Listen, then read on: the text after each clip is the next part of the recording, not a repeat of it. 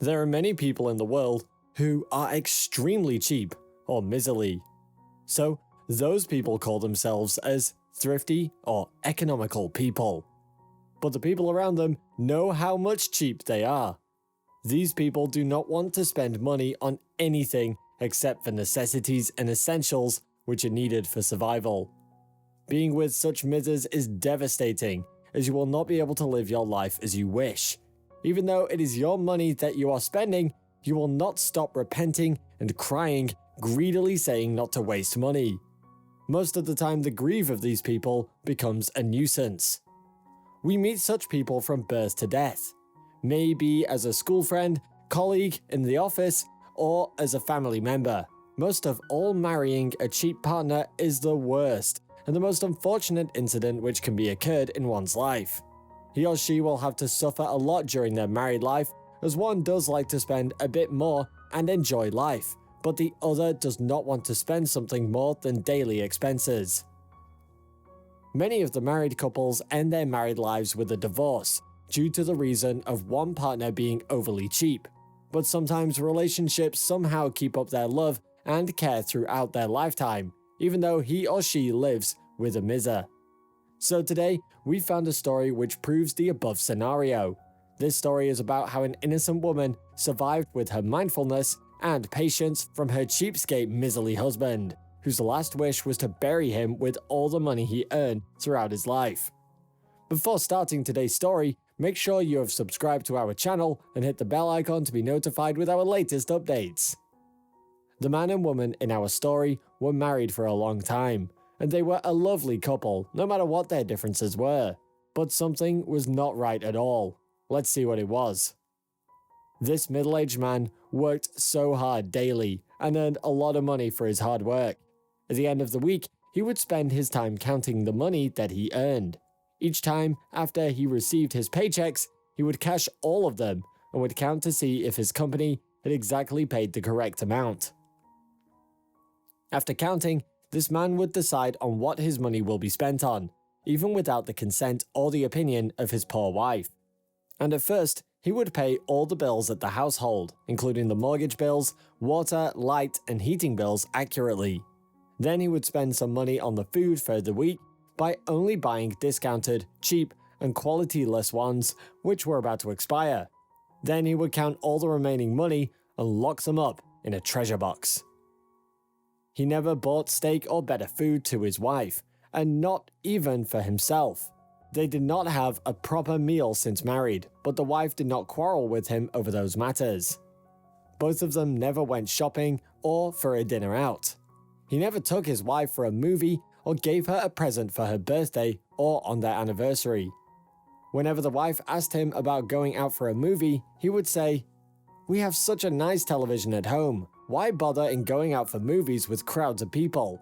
And when she asked about going on a trip in the vacations, he would say either it is too sunny or else too cold. According to his theory, his wife's worth was less than a penny. Her life was exhausted, but she never complained about anything. They did not have kids, therefore he did not have to spend his money on education, tuition, or college fees for kids. His cheapness must be the only reason for them to not have kids. They bought new clothes and new shoes only when the old ones wore out, or got damaged so much that they could not be used again. They never changed their furniture and utensils in the kitchen.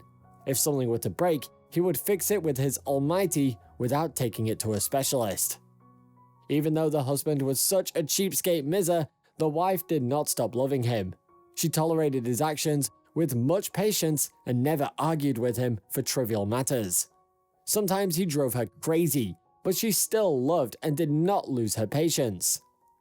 They spent their lives like this for several decades, and the man had to leave his job, considering his age. Even though he did not want to quit his job, he had to as he was getting weak and old. But he did not stop collecting money even after he retired, as he started to convert all the pension checks he received to money and counted them weekly to assure all his money is with him, safe and sound.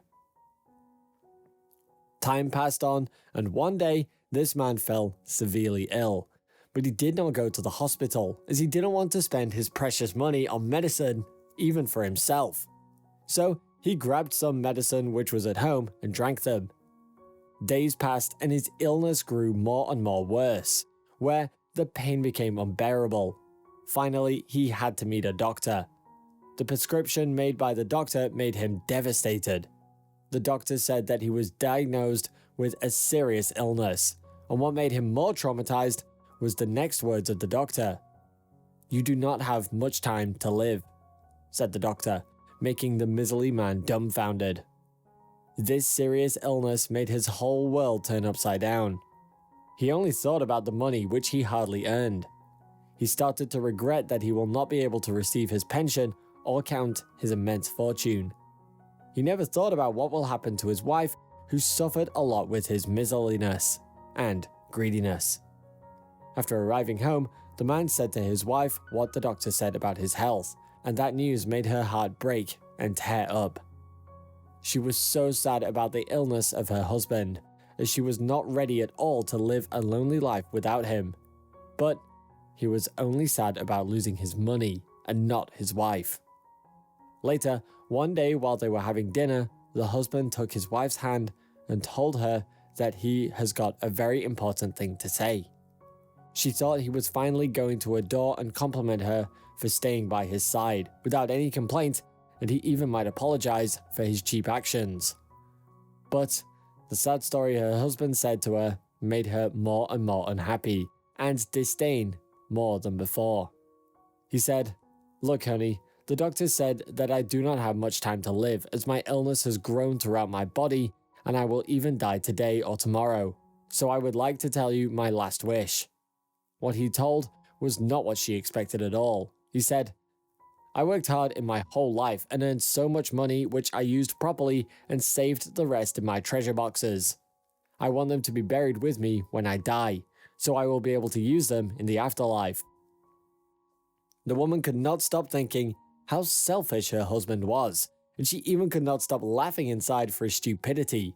But she managed to talk politely to him by saying she will surely grant his last wish.